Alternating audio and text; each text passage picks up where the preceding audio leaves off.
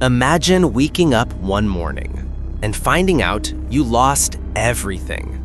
Not just your wallet, I'm talking about billions of dollars. On November 6th, 2022, a man named CZ picked up his phone and typed a single tweet.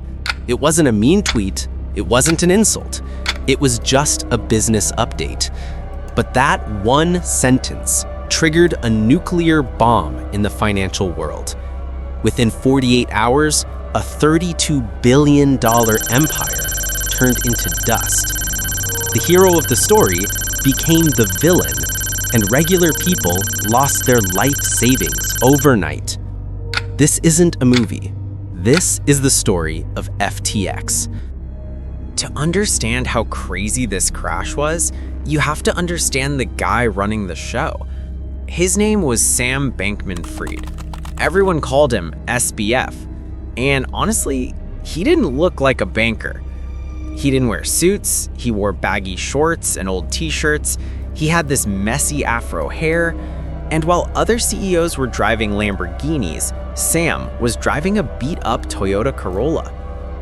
The media loved him. They called him the JP Morgan of crypto.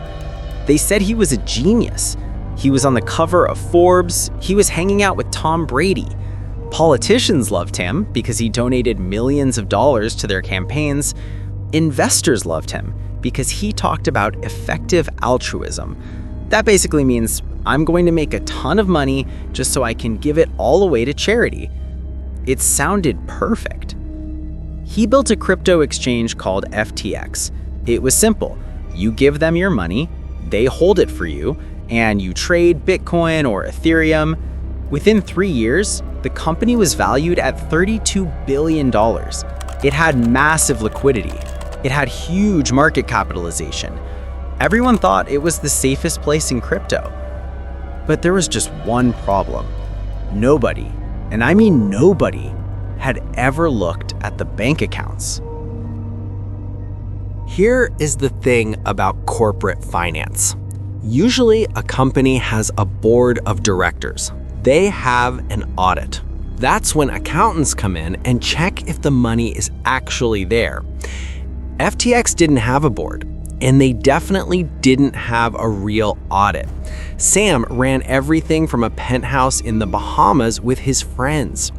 But FTX wasn't his only company. He had another company called Alameda Research. Think of Alameda like a gambling fund. They were a hedge fund. Their job was to take risks and make big trades. In the beginning, they made a killing. Sam figured out something called arbitrage. Basically, Bitcoin was cheaper in the US and more expensive in Japan. So he bought it here, sold it there, and pocketed the difference. Free money. But then, the market stopped going up. In 2022, crypto crashed hard. Alameda Research started losing money, a lot of money. If they were a normal company, they would have declared bankruptcy. But Sam didn't want to admit he lost. So he did something that is highly illegal. Allegedly, he looked at the customer accounts at FTX.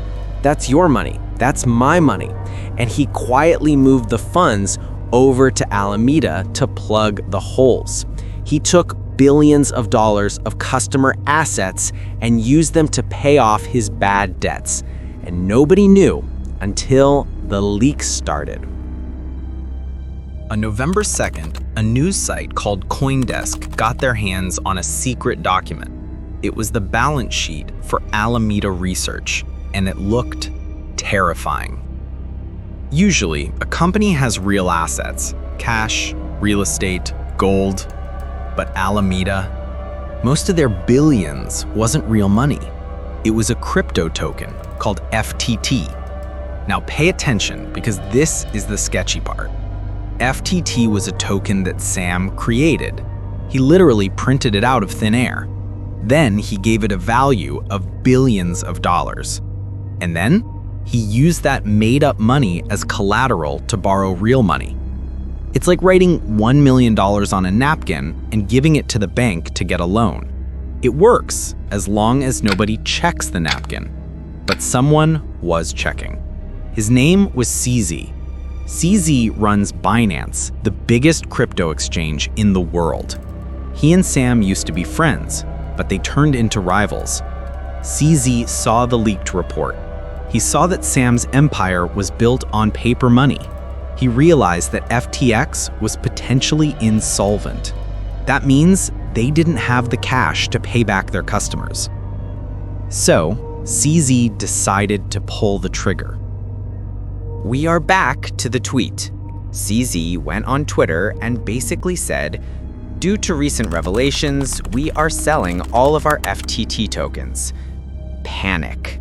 Absolute panic. In the financial world, this caused a bank run. Imagine if everyone in your town went to the ATM at the same time to take out all their cash.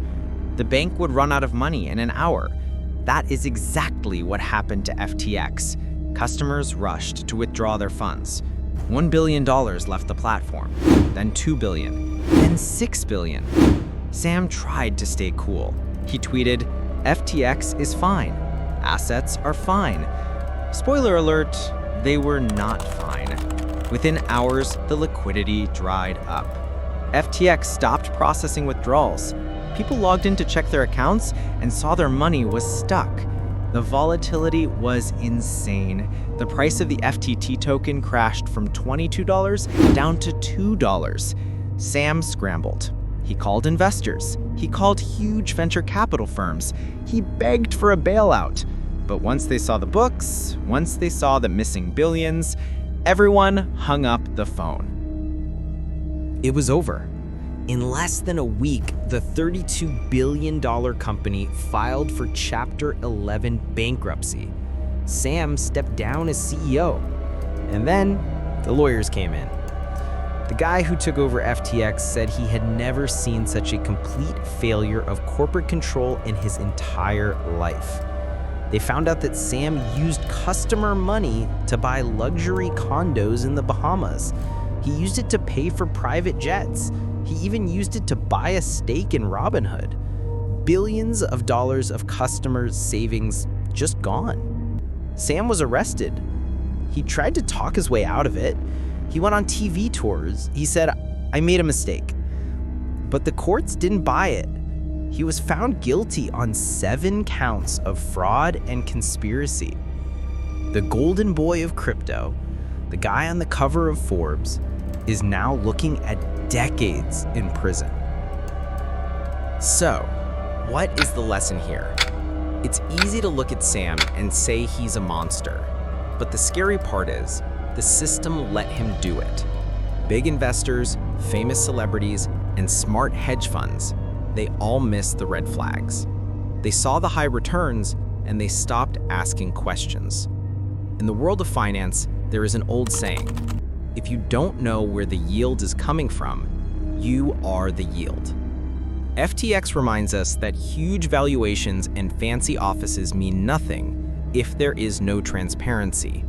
Always check the audit, always check the liabilities.